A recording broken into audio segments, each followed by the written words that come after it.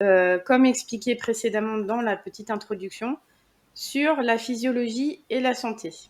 Donc, on va commencer par la présentation du cortex préfrontal, puis celle du système limbique, et après terminer sur ce qu'est la santé neuronale. Donc, pour commencer, je vais vous présenter ce fameux cortex préfrontal, voilà, qui se situe à l'avant du cerveau. C'est la partie rose et qui est située juste derrière notre front.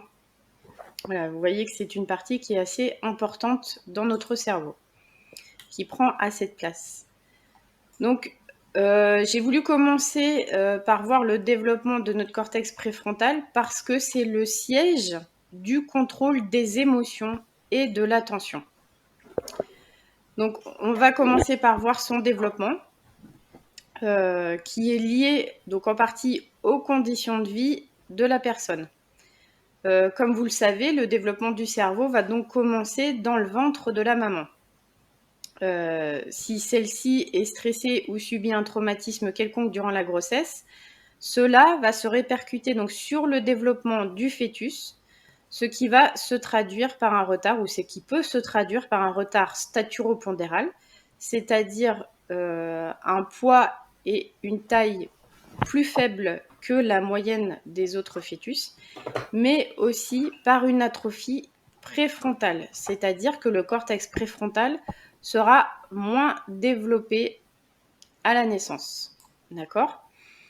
Il y a une étude qui a été réalisée donc, sur des mamans qui étaient en territoire palestinien et israélien, et qui a montré que, en fonction des situations qu'elles étaient en train de vivre, alors en temps de guerre ou d'alerte eh bien, elles donnaient naissance à des enfants qui avaient ce type de retard-là dans leur développement. Donc, aussi bien au niveau de la taille, du poids, que du développement du cortex préfrontal.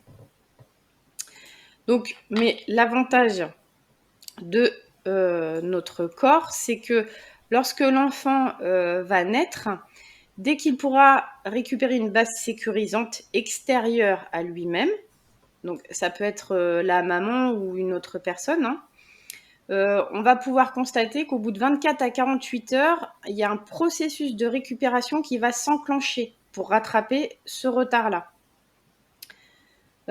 Pour revenir à la base sécurisante, pour les bébés, comme je viens de le dire, ça peut être le corps de la maman. Et pour les enfants qui sont déjà plus âgés, ça se fera par la parole.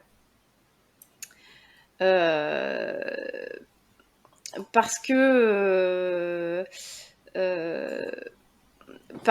c'est pareil, pour des enfants qui vont vivre des traumatismes en étant plus âgés, il va y avoir une mise en sécurité quelque part du corps, et ça va stopper en partie son développement normal. Ça ne va pas l'arrêter complètement, mais ça va freiner sa progression.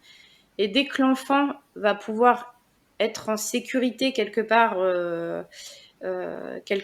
oui, voilà, qui va récupérer cette base sécurisante, en fait, et ben là, les processus physiologiques du corps vont pouvoir se remettre en route. Il va pouvoir rattraper le retard ou au moins limiter ce retard-là. Et donc, vu que l'enfant plus âgé a accès à la parole, ça se fera plus par la parole, alors que le bébé, ça sera plus par le contact peau à peau. D'où l'importance de ce fameux contact peau à peau quand on est bébé.